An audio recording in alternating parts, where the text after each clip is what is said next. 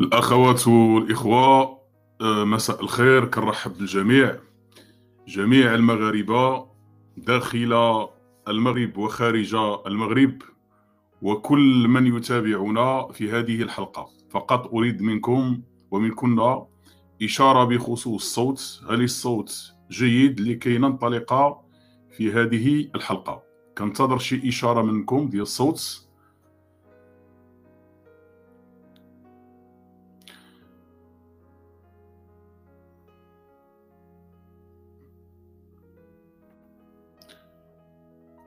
شي إشارة ديال الصوت، إذا الصوت جيد.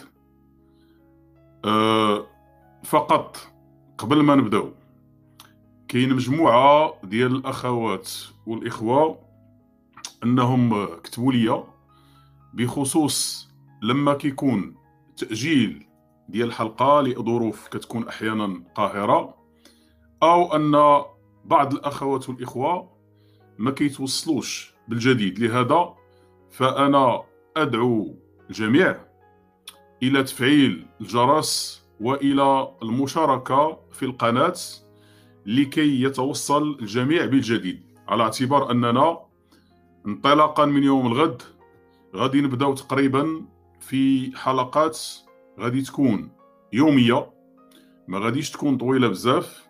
بمعنى يومية يمكن تكون 20 دقيقة، 25 دقيقة، 30 دقيقة، ولكن غنحاولوا نمشيو بشكل اللي هو يومي، على اعتبار انه كاين الكثير ديال المستجدات والكثير ديال الاحداث. اذا كنطلب انه يكون تفعيل ديال الجرس، وفي نفس الوقت تكون المشاركه في القناه. في الحلقه ديال اليوم عندنا 3 ديال المواضيع، وهي مواضيع فيها تدخل. الموضوع الاول هو وضعته في شكل ديال سؤال. الموضوع الأول خطير جدا ويحتاج منا الكثير من التنقيب، لأنه طويل شوية وكيرجع إلى سنوات ديال 75 76. ملف اللي خصو يخرج للواجهة، واللي هو عبارة عن جريمة ارتكبها إبراهيم غالي ضد أحد الرعايا الأمريكيين اللي كان موظف ديال الأمم المتحدة. وغادي نرجع هنا علاش هذا الملف هذا في اللحظة ديالو ما خرجش، لماذا، وشنا هي الحجج اللي يمكن أننا نعتمدوا عليها اليوم. الحجج الأولى باش يخرج هذا الملف هذا للواجهة، على اعتبار أنه كاين فيديوهات اللي يطلقوهم أصدقاء، وكاين تسريبات صوتية اللي هي بالحجج. هذا ملف كبير وغادي نحاولوا أننا نبداو فيه تدريجيا باش يخرج للواجهة، لأنه كان تقريبا ملف وكأنه تم نسيانه، وغنوضح علاش. هذا الملف الأول. الملف الثاني هو اللي كيتعلق بالمدعوة أمينة حيدر. المدعوة أمينة حيدر خلال الأيام الماضية كترسل باقات ديال الورد لبن بطوش. علاش؟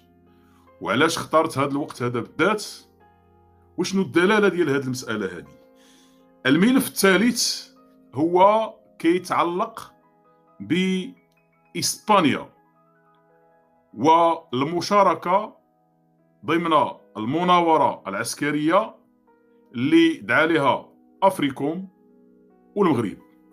غادي نشوفوا هاد الخرجة ديال إسبانيا، واش تم استدعاؤها، واش فعلا هي رفضات، إلا كانت استدعاؤها علاش رفضات، شنو هي الأسباب ديال هاد المسألة، أو أنه لم يتم استدعاؤها، على اعتبار أن الإسبان كاينه واحد العدوى وصلتهم، وهي العدوى ديال الكبرنات ديال فرنسا ديال الجزائر. تقريبا العدوى ديالهم كتنتشر.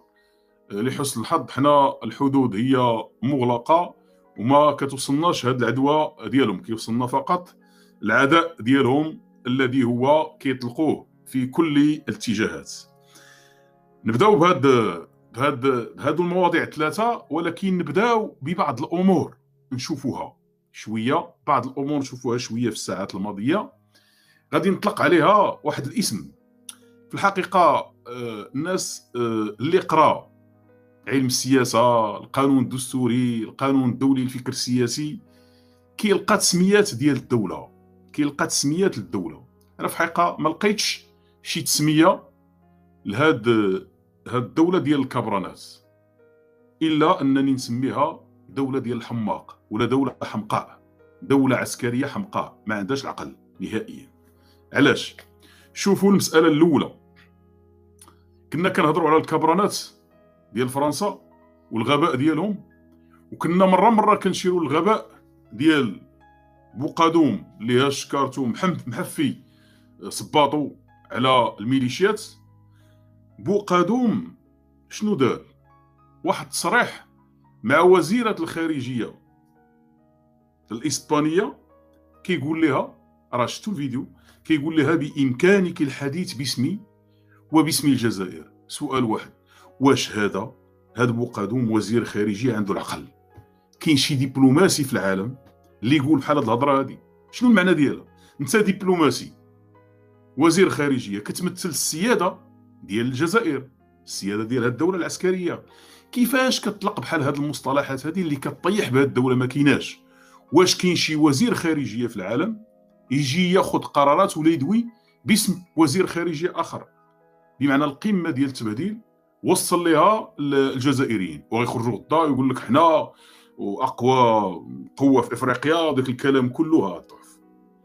دازت القاعده العسكريه اللي هضرنا عليها عطاو روسيا، القاعده اللي عطاو الصين، 50,000 واحد صيفطوه للساحل تحت الاشراف ديال فرنسا، وكيجي وزير الخارجيه هذا بوقادو وكيقول وزيره الخارجيه الاسبانيه، كيقول لها راه يمكن لك بامكانك الحديث باسمي، فرحان، وكيقول له باسم الجزائر. دابا الجزائريين خاصهم واحد الخرجه، خاصه الناس ديال الحراك، يترفع هذا الشيء هذا، لان هاد الناس اللي كيحكموهم اغبياء، الكابرانات اغبياء، والناس اللي مع الكابرانات اللي هما مدنيين اغبى منهم. هذا خطير جدا. فين هي السياده؟ فين هي السياده؟ وهذا وزير من المفترض انه يكون كينتبه في كل كلمه كيقولها. المساله الثانيه، واحد القضيه انتبهوا لها، كنا كنقولوا راه المانيا هي والجزائر كيتواطئوا في الملف ديال ليبيا، وخرجات في البلاغ ديال وزاره الخارجيه المغربيه واحد المرحله لما وقع هذا التوتر مع المانيا، كانت الاشاره للقضيه ديال ليبيا. حفتر يوم امس وعبد الحميد ديبيبه، هذا رئيس الوزراء ديال ليبيا، كيوصل للجزائر في زياره، كيخرج حفتر وكيوجه واحد الرساله مشفره الى الجزائر والى الكبرانات، كيوجه لهم واحد الرساله، وكيشير في الهضره ديالو كيشير الى المؤتمرات وكيشير الى برلين، بمعنى كيتهم الجزائر والمانيا بانهم وراء فوضى يمكن تكون قادمه الى ليبيا. اذا هنا هذا حفتر وكيقول بانه يمكن يستعمل القوه. هنا هذه شهاده من داخل ليبيا باش نعرفوا بان ما قاله المغرب راه كان صحيح. ما قاله المغرب راه كان صحيح. الان الجزائر والمانيا يريدان زرع الفوضى في ليبيا. يمكن لكم ترجعوا تشوفوا التصريح ديال حفتر. مساله اخرى، الرئيس الفرنسي ماكرون يقول بانه الا بقات الاوضاع في مالي بهذا الشكل هذا، طلعات حكومه كيساندوها المتطرفين، غادي يسحب القوات ديالو. علاش؟ واحد السؤال كيطرح هنا، علاش؟ الهضره اللي كنا كنقولوا بان فرنسا راه تحت الاشراف ديالها كاين 50,000 جندي جزائري. التعديلات اللي دار تبون وشنقريحه معاه شنو داروا؟ فقط مقتضيات دستوريه باش يوضعوا القوات الجزائريه تحت اشراف فرنسا. اذا الان الرئيس الفرنسي يغادر منطقه الساحل ويغادر مالي القوات ديالو، شكون اللي غيلعب الدور؟ غتلعبوا الناس اللي صيفطوهم الكابرانات ديال فرنسا.